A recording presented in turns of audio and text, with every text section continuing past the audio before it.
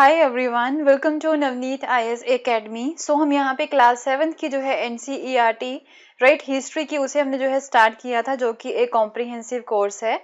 And इस book का name है आवर पास्ट पार्ट 1। तो इसका चैप्टर नंबर 1 जो है वो हमने यहाँ पे स्टार्ट किया था अपनी प्रीवियस वीडियो में। And now we are going to continue with the same chapter. And इसका जो है पार्ट 2 आज हम यहाँ पे कवर करेंगे। तो पार्ट 1 हमने जो है पहले लेसन में कवर किया था। So today we are going to start the part 2 of the chapter number 1। So right, तो इसमें हम जो है बात कर रहे थे अबाउट द चेंजेस, राइट, क्योंकि हमने जो है मिडिवल हिस्ट्री को पढ़ना स्टार्ट किया था। तो मिडिवल हिस्ट्री में हमने देखा था कि 700 से लेके 700 सीई से लेके 1750 सीई अराउंड ये जो 1000 ईयर्स है, इनके बीच में जो है क्या क्या चेंजेस आ रहे थे, राइट। उन चेंजेस के बारे में हम यहाँ पे पढ़ रहे थे। हमने जो है वर्ड्स के बारे में देखा था, क्योंकि जो सोर्सेज हैं हमारे पास, राइट, वही हमारे जो है पास्ट के बारे में हमें बताते हैं। तो कुछ रिटन जो सोर्सेज होते हैं वो इस समय में जो है वो ज़्यादा बढ़ जाते हैं। तो रिटन सोर्सेज में जो है वर्ड्स का जो यूज़ किया जाता है, उन वर्ड्स के जो मीनिंग है, राइट, उन मीनिंग्स के बारे में जो है हम यहाँ पे देख रहे थे कि क्या उनके मीनिंग्स भी यहाँ पे चेंज होते हैं, राइट, वो हमने देखा था। एंड हिस्टोरियंस जो हैं वो कौन कौन से सोर्सेज को यहाँ पे यूज करते हैं, हमें जो सोर्सेज भी क्या यहाँ पे चेंज होते हैं। तो ये सारी चीजें हमने जो है कवर की थी अपनी प्रीवियस वीडियो में। कुछ और चेंजेस के बारे में, रिलीजन्स के बारे में देखेंगे कि क्या रिलीजन में भी जो है कुछ चेंजेस यहाँ पे हुए थे।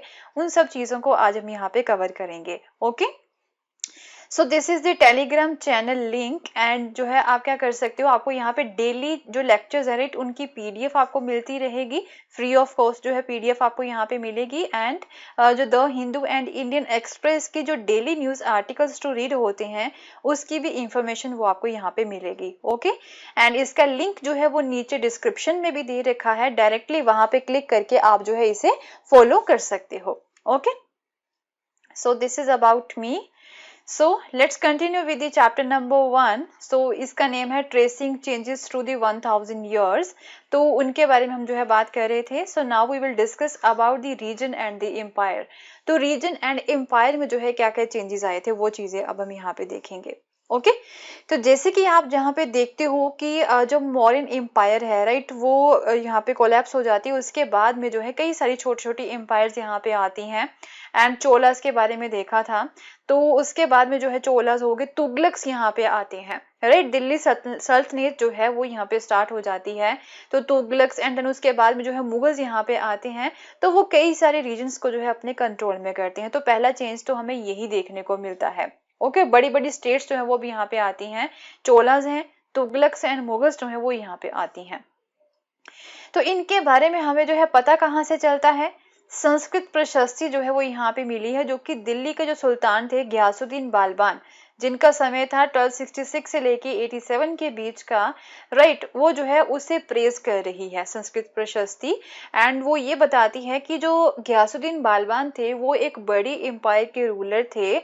उनकी एम्पायर जो है बंगाल, राइट, ईस्ट में बंगाल में फैली हुई थी, to the Ghazni in the Afghanistan, right. And यहाँ पे नॉर्थ की बात करें, नॉर्थ वेस्ट की, तो वहां पे गजनी तक फैली हुई थी अफगानिस्तान में, in the west, and included all the south India, जिसे जो है ये द्रविड़ा भी बोलते हैं। ओके, तो बंगाल रीजन को इन्होंने गौड़ बोला हुआ है। एंड गजनी रीजन जो है से ये गजना बोल रहे हैं। एंड जो साउथ इंडिया है उसे जो है ये द्रविड़ बोल रहे हैं। ओके, तो यहीं से हमें जो है इनके बारे में पता चलता है। And people of the different regions, Gaud, Andhra, Kerala, Karnataka, Maharashtra and Gujarat, they apparently fled before his armies। कि जो उनकी आर्मी थी वो इतनी बड़ी थी, तो इनकी आर्मी के सामने जो है डरते थे इन सारे रीजन्स के जो लोग थे, राइट। हाउएवर जो हिस्टोरियंस हैं, जो इन सोर्सेज को यहाँ पे पढ़ते हैं, जो संस्कृत प्रशस्ति को वो पढ़ते हैं, तो वो ये बोलते हैं कि काफी बढ़ा चढ़ा के ये जो कॉन्केस्ट के क्लेम्स को यहाँ पे दिखाया गया है। हिस्टोरियंस का ये मानना है। At the same time, they try to understand why rulers kept claiming to have control over different parts of the continent। तो ये तो उन्हें पता है कि इसे काफी बढ़ा चढ़ा के जो है बताया गया है, इनके जो कॉन्केस्ट हैं। बट दूसरी तरफ जो है वो यही जो है समझने की कोशिश करते हैं कि जो है वो इतना बड़ा क्लेम जो है क्यों करते हैं, कि उन्होंने जो है डिफरेंट पार्ट्स जो है हमारे कॉन्टिनेंट के, उसे जो है वो उनके कंट्रोल हुआ करते थे। So by 700 many regions already possess distinct geographical dimensions and their own language. तो 700 तक की अगर हम यहाँ पे बात करें तो हमारा जो ज्योग्राफिकल डायमेंशंस है वो डिस्टिंक्ट थे, राइट, हमारे जो कंट्री के, एंड हर एरिया के हर ज्योग्राफिकल डायमेंशन की जो लैंग्वेजेस थी वो भी अलग थी, उनके जो कल्चरल कैरेक्टरिस्टिक्स थे वो भी यहाँ पे डिफरेंट थे, तो डिफरेंशिएशन जो है वो यहाँ पे आ चुका था, right, and they were also associated with specific ruling dynasty, and हर रीजन के यहाँ पे कुछ पर्टिकुलर रूलिंग डायनेस्टीज हुआ करती थी। इस समय में यहाँ पे जो है जो डिफरेंट स्टेट्स थी, राइट, उनके बीच में जो है कन्फ्लिक्ट्स भी देखने को मिलते हैं, लाइक चोलास, खलजिस, तुगलक्स एंड मुगल्स जो हैं वो उनके जो है आपस में कन्फ्लिक्ट्स भी हमें देखने को मिलते हैं, and they were also able to build an empire, तो इन लोगों ने जो है एक ऐसी एम्पायर्स यहाँ पे खड़ी की थी जिन एम्पायर्स को हम जो है पैन रीजनल एम्पायर्स बोल सकते हैं, जो कि डाइवर्स रीजन्स में फैली हुई थी, राइट। सो हाउएवर जो ऐसा नहीं है कि सभी एम्पायर्स जो थी वो यहाँ पे स्टेबल थी या फिर सभी एम्पायर जो सक्सेसफुल थी, कुछ कुछ एम्पायर्स यहाँ पे सक्सेसफुल रहती हैं। तो मुगल एम्पायर जो है वो लेट 18th सेंचुरी में जाके जो है वो डिक्लाइन हो जाती है। जिसकी वजह से क्या होता है कि कुछ और रीजनल स्टेट्स यहाँ पे बन जाती हैं। इट लेड टू दी री emergence of the regional states, जैसे एंशिएंट हिस्ट्री में हमने पढ़ा था मौर्यन एम्पायर जो कि एक पैन रीजनल एम्पायर ही यहाँ पे ऑलमोस्ट थी, तो उनके बाद उनकी डिसइंटेग्रेशन के बाद में जो है कई सारी छोटे छोटे जो स्टेट्स हैं वो यहाँ पे बनती हैं। सिमिलरली मिडिवल पीरियड में भी ऐसा ही होता है, मुगल एम्पायर के डिक्लाइन के बाद में कई सारी छोटी छोटी स्टेट्स यहाँ पे बन जाती हैं, okay. But years of the imperial pan-regional rule had altered the character of the regions. But however, हमने देखा था कि ये जो हम देखेंगे आगे जाके जो है कि ये जो एक पैन रीजनल एम्पायर है या फिर पैन रीजनल रूल है, इसकी वजह से जो रीजन्स के मेन कैरेक्टर्स होते हैं, वहाँ के जो रिचुअल्स होते हैं, वहाँ के ट्रेडिशंस जो होते हैं, उनके ऊपर भी जो है इफेक्ट पड़ता है इन इंपीरियल एम्पायर्स का, okay. Across most of the subcontinent, the regions were left with the legacies of the big and small state that ruled over them. Okay, तो इनका जो है प्रभाव उन लोगों के ऊपर पड़ता ही पड़ता है, इन रूलर्स का, दूसरे जो जिन स्टेट्स को ये कंट्रोल करते थे उनके लोकल कल्चर के ऊपर भी जो है इनके कल्चर का प्रभाव पड़ता ही है वहां पे, ओके। तो क्या होता है, कई सारे डिस्टिंक्ट एंड शेयर ट्रेडिशंस यहाँ पे स्टार्ट हो जाते हैं, अलग अलग तरह का गवर्नेंस सिस्टम यहाँ पे स्टार्ट हो जाता है, इकोनॉमी को किस तरह से मैनेज करना वो सिस्टम चेंज होता है, कुछ कल्चर्स यहाँ पे जो है इंटरमिंगल हो जाते हैं, नए कल्चर्स यहाँ पे आते हैं, एंड लैंग्वेजेस भी यहाँ पे चेंज होती हैं। तो ये सारे इफेक्ट्स जो है इन एम्पायर्स के उन रीजन्स के ऊपर पड़ते हैं जिन रीजन्स को ये जो है अपने कंट्रोल में करते हैं, ओके। However, in 1000 years के बीच में जो डिफरेंट रीजन्स का कैरेक्टर है, जो डिफरेंट रीजन्स यहाँ पे ग्रो हुए थे, वो जो है यहाँ पे आइसोलेशन में ग्रो नहीं हुए थे, इनका जो है एक दूसरे के ऊपर इफेक्ट पड़ता ही पड़ता है, ओके।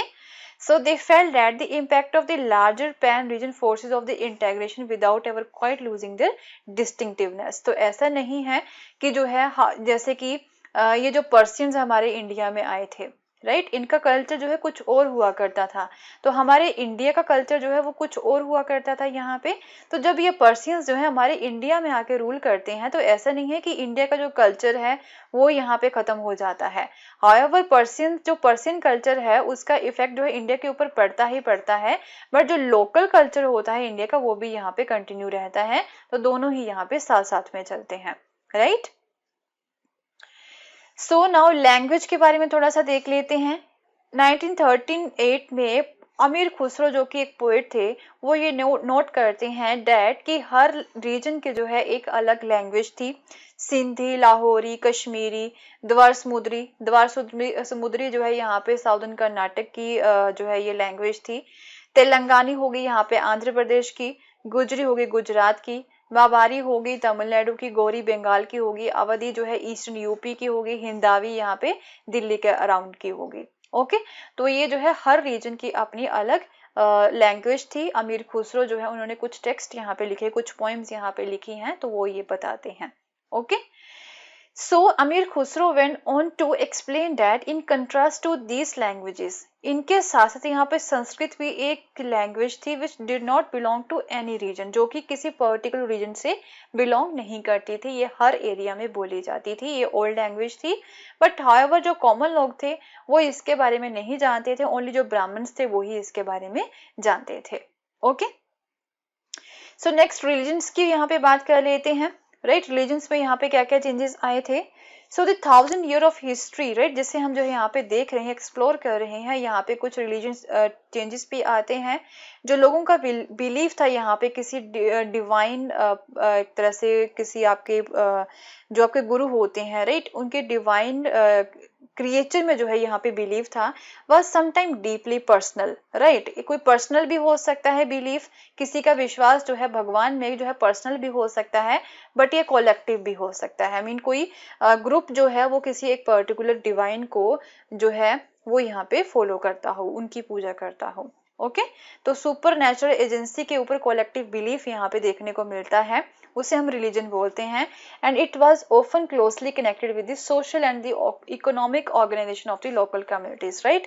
तो ये जो रिलीजन है उसके ऊपर भी जो है यहाँ पे जो local social and economic organisation होता है कम्युनिटीज का, उसका भी प्रभाव यहाँ पे पड़ता है। उनके जो रिचुअल्स है वो यहाँ पे चेंज होते हैं, हर कम्युनिटी के जो रिचुअल्स होते हैं भगवान को मानने के वो यहाँ पे थोड़े से अलग ही होते हैं। Okay, so it was during this period that the important changes occurred in what we call Hinduism today। तो ये वही पीरियड था जब हिंदुइज्म में भी यहाँ पे चेंजेस आए थे, नए डाइटिस की पूजा स्टार्ट हो जाती है, बड़े बड़े टेम्पल्स जो है वो यहाँ पे बनने स्टार्ट हो जाते हैं, रॉयल टेम्पल्स जो होते हैं, ब्राह्मण्स की इंपॉर्टेंस बढ़ जाती है, प्रीस्ट की इंपॉर्टेंस बढ़ जाती है, ये जो है सोसाइटी के डोमिनेंट ग्रुप्स बन जाते हैं। ओके, संस्कृत टेक्स्ट की जो नॉलेज थी इन लोगों को, ब्राह्मण्स को, प्रीस्ट को, डेट इज वाई जो है सोसाइटी में इन्हें काफी रिस्पेक्ट मिलती है। एंड इन लोगों को जो है कुछ पैटर्न्स भी थे। पैटर्न्स वो लोग होते हैं जो कि पोएट्स को या फिर आर्टिस्ट को या ब्राह्मण्स को सपोर्ट करते हैं, राइट। तो उन लोगों ने भी जो है इन्हें काफी सपोर्ट किया था। नए रूलर्स जो है वो पैटर्न्स बनते हैं इनके। तो ये जो नए रूलर्स थे जो यहाँ पे शानो शौकत को ढूंढ रहे थे, मीन जो है लोगों के मन में जगह बनाने की कोशिश कर रहे थे, तो इन लोगों ने ही जो है ब्राह्मण्स एंड प्रीस्ट को जो है काफी सपोर्ट करना स्टार्ट कर दिया था, सो डैट कि वो लोगों की नजरों में अपनी जगह बना सके। तो आइडिया ऑफ भक्ति एक सबसे इंपॉर्टेंट या फिर जो मेजर डेवलपमेंट यहाँ पे होती है वो यहाँ पे आइडिया ऑफ भक्ति था, mean of a loving personal deity that devotees could reach without the aid of priest। mean एक ऐसे भगवान यहाँ तक हम जो है priest की हेल्प के बिना जो है पहुंच सकते हैं, without any performing a elaborate rituals, right।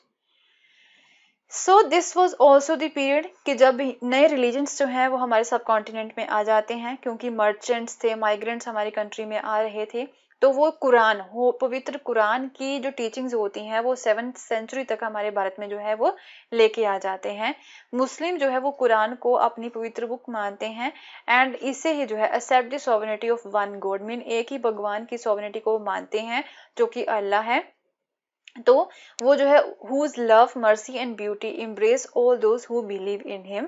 तो जो है ऐसा वो मानते हैं कि जिनकी जो लव है, उनकी जो दया है, उनकी ब्यूटी जो है वो उन लोगों को जो है उनके ऊपर पड़ती है जो यहाँ पे अल्लाह को मानते हैं। Okay, without regard to social background, and social background यहाँ पे नहीं देखी जाती है मुस्लिम रिलीजन में। So many rulers were the patterns of the Islam. कई रूलर्स जो यहाँ पे आते हैं मिडिवल इंडिया में वो इस्लाम के पैटर्न्स थे। एंड जो उलामाज होते हैं, उलामा कौन होते हैं, ये जो लर्न थियोलॉजियंस होते हैं, जैसे हिंदुइज्म में प्रीस्ट होते हैं, ब्राह्मण्स होते हैं, वैसे ही ये उलामाज होते हैं। ओके, एंड ये जो है पैटर्न्स थे इस्लाम्स के। And like Hinduism, Islam was interpreted in the variety of base bye it's followers. जैसे कि हमने देखा था कि हिंदुइज्म में जो है कई सारे डिविजन्स यहाँ पे आ जाती हैं, राइट। कई सारे जो है हम बोल सकते हैं हिंदुइज्म के जो है कई सारे वेस में इंटरप्रेट किया गया था। सिमिलरली इस्लाम को भी कई सारे वेस में जो है इंटरप्रेट किया गया था बेस्ड ऑन देयर आइडियोलॉजीज। कुछ डिफरेंसेस यहाँ पे आ जाते हैं आइडियोलॉजीज के, उसकी वजह से यहाँ पे जो है अलग अलग तरीके से जो है भगवान की पूजा होती है। सिमिलरली मुस्लिम्स के बीच में भी ऐसा होता था। तो एक ग्रुप था यहाँ पे शिया मुस्लिम्स का, जो कि प्रॉफिट के बेटे जो थे, प्रॉफिट जो कि इनके हम बोल सकते हैं इनके भगवान जिन्हें ये मानते हैं, ओके तो जिनके ये फॉलोअर थे Shia Muslims, right, prophet who believe that the prophet son in law जो है, राइट, उनके बेटे नहीं है, प्रॉफिट के सन इन लॉ जो है जिनका नेम है अली, वही जो है मुस्लिम कम्युनिटी के लेजिटिमेट लीडर हैं। ओके एंड जो दूसरे थे यहाँ पे सुन्नी मुस्लिम्स, जो एक तरह से अर्ली लीडर्स होते हैं जिनका नाम था खलीफास, राइट, उन्हें जो है वो मेन लीडर मानते हैं कम्युनिटी के। ओके तो उनके आइडियोलॉजीज के बीच में यहाँ पे डिफरेंसेस थे, डेट इज वाई जो है ये ग्रुपिंग्स कर लेते हैं। सो अब क्या होता है यहाँ पे there were other important differences between the various school of law, तो यहाँ पे डिफरेंट स्कूल्स बन जाते हैं based on the ideologies, Hanafi Shafi जो है, right, and in the theology and the mystic traditions, तो अलग अलग यहाँ पे व्यूज के अकॉर्डिंग, राइट, उनके आइडियोलॉजीज के अकॉर्डिंग जो है हम यहाँ पे देखते हैं कि इनके डिफरेंसेस यहाँ पे आ जाते हैं। ओके तो कई सारे ग्रुप्स इनके बीच में भी बन जाते हैं। सो जैसे कि हम यहाँ पे बात कर रहे हैं एंशिएंट इंडिया बोल रहे हैं किसी पीरियड को हम मिडिवल इंडिया बोल रहे हैं। ओके एंड किसी पीरियड को हम जो है यहाँ पे मॉडर्न इंडिया बोलते हैं। जैसे कि हम जो है एक तरह से हिस्ट्री के बारे में पढ़ रहे हैं, तो ये नेम किस तरह से पढ़े, ये जो डिविजन्स यहाँ पे की गई है ये किस तरह से की गई है, तो ये भी हम यहाँ पे देखेंगे। थिंकिंग अबाउट द टाइम, तो ये टाइम के अकॉर्डिंग ही हमने जो है किसी टाइम को, किसी पर्टिकुलर पीरियड को जो है एंशिएंट पीरियड बोल लिया है, तो किसी पर्टिकुलर टाइम पीरियड को हमने मिडिवल टाइम पीरियड बोल लिया है। तो ये टाइम ही है जिसके बेसिस पे हम जो है डिविजन्स करते हैं हमारी हिस्ट्री की। ओके तो हिस्टोरियन जो है वो जो है टाइम को एक तरह से ऐसे नहीं देखते कि जस्ट घंटे पास हो रहे हैं या फिर दिन या फिर ईयर्स पास हो रहे हैं या फिर क्लॉक और कैलेंडर के तौर पे नहीं देखते हैं। ओके टाइम जो है वो कई और चीजें रिफ्लेक्ट करता है। टाइम जो है सोशल एंड इकोनॉमिक ऑर्गेनाइजेशन को भी रिफ्लेक्ट करता है। किसी पर्टिकुलर टाइम में जो है सोसाइटी किसी तरह की थी, दूसरे टाइम में जो सोसाइटी जो है वो किसी और तरह की थी। ओके आइडियाज एंड बिलीव्स में भी यहाँ पे चेंजेस आते हैं पर्टिकुलर टाइम में। तो ये सारी चीजें भी जो है हिस्टोरियन साथ साथ में पढ़ते हैं, टाइम को वो इस तरह से पढ़ते हैं। ओके तो क्या होता है, the study of time is made somewhat easier, तो ये जो टाइम की स्टडी है यहाँ पे की जा रही है वो थोड़ी सी इजियर हो जाती है जब ये जो पास्ट को लार्ज सेगमेंट्स में डिवाइड कर देते हैं, जैसे कि लार्ज सेगमेंट्स या फिर पीरियड्स में, जैसे कि ancient period, medieval period and modern period हो गया। एंड ये पीरियड वो होते हैं, ये कुछ पीरियड ऐसा है जहाँ पे जो है आपको सेम कैरेक्टरिस्टिक्स देखने को मिलेंगे, वो जो है उस सारे पीरियड को, सेम कैरेक्टरिस्टिक वाले पीरियड को जो है एक ग्रुप में जो है वो कंबाइन कर देते हैं, right. So in the middle of 19th century जो ब्रिटिश हिस्टोरियंस थे उन लोगों ने क्या किया कि उन्होंने इंडिया की हिस्ट्री को डिवाइड किया था 3 पीरियड्स में। तो एक को उन्होंने नाम दिया था हिंदू पीरियड, दूसरे को नाम दिया था मुस्लिम पीरियड, तीसरे को नाम दिया था उन्होंने ब्रिटिश पीरियड। ओके तो ये जो डिवीजन है वो किस चीज के ऊपर है, वो रूलर्स के रिलीजन के ऊपर ही बेस्ड है, ये जो डिवीजन इन लोगों ने की है। एंड वो ये बोलते हैं डेट की रिलीजन ही जो है इंपॉर्टेंट हिस्टोरिकल चेंज है। ओके एंड यहाँ पे कोई और डेवलपमेंट हमारी कंट्री में हुई ही नहीं है, जो डेवलपमेंट हुई है वो रिलीजन के बेसिस पे ही हुई है। Okay so such A division also ignore the rich diversity of the sub continent, तो ये जो ब्रिटिशर्स ने डिवीजन की है उन्होंने हमारी कॉन्टिनेंट का जो डाइवर्सिटी है, राइट, उसे इग्नोर किया है, राइट। सो हाउएवर कुछ हिस्टोरियन जो है वो इसी तरीके को जो है यूज भी करते हैं, इसी डिविजन्स को जो है वो यूज करते हैं। ओके बट मोस्टली जो लोग हैं वो इकोनॉमिक एंड सोशल फैक्टर्स जो होते हैं उसे भी फॉलो करते हैं to characterize the major elements of different moments of the past. Okay तो हिस्ट्रीज जो है included the wide range of early society, हमारी सोसाइटी जो है उसमें कई सारी रेंजेस आपको देखने को मिलेगी। एक समय में सोसाइटी हंटर गैदरर्स थी, फिर अर्ली फार्मर्स आते हैं, फिर लोग टाउन एंड विलेजेस में रहना स्टार्ट करते हैं, फिर एम्पायर्स बनती हैं, किंगडम्स बनती हैं। तो सोसाइटी में कई सारी डेवलपमेंट्स होती हैं, उन रिलीजन में यहाँ पे डेवलपमेंट नहीं होती है। ओके सो इस बुक में क्लास 7th की बुक में आप जो भी यहाँ पे हिस्ट्री के बारे में पढ़ेंगे वो आपका जो है मिडिवल पीरियड होगा। ओके एंड आप ये भी देखोगे कि पीजेंट सोसाइटी जो है वो किस तरह से स्प्रेड हो रही है एंड नई नई इंपीरियल स्टेट फॉर्मेशंस हो रही हैं, right. And pastoral and forest people जो है, राइट, वो यहाँ पे खत्म हो रहे हैं।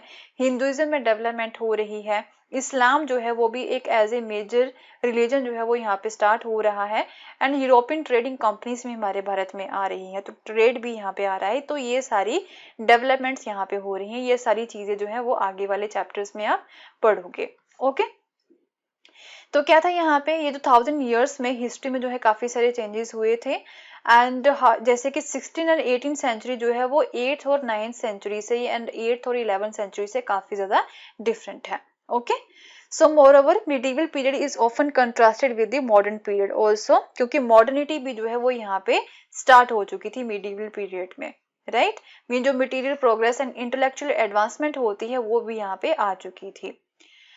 So during these 1000 years, the societies of the subcontinent were transformed often, and economies in several regions reached a level of prosperity. तो इकोनॉमी जो है कई रीजन में वो काफी प्रोस्पेरस हो चुकी थी, जिसकी वजह से यूरोपियन ट्रेडिंग कंपनीज जो है वो हमारे भारत में आई थी. ओके, तो ये सारी चीजें हम यहाँ पे आगे वाले चैप्टर्स में पढ़ेंगे. मिडीवल पीरियड के बारे में हम यहाँ पे पढ़ेंगे, दिल्ली सल्तनत के बारे में पढ़ेंगे, मुगल्स के बारे में पढ़ेंगे, चोलास के बारे में पढ़ेंगे, किस तरह से यहाँ पे डेवलपमेंट होती है, यहाँ के एडमिनिस्ट्रेशन के बारे में भी पढ़ेंगे, राइट. तो ये जो चैप्टर नंबर 1 था जस्ट एक ओवरव्यू था, राइट. एक ओवरव्यू था कि क्या क्या चीजें यहाँ पे होती हैं 700 CE से लेके 1750 CE तक जो है क्या क्या यहाँ पे चेंजेस होते हैं हमारी सोसाइटी में.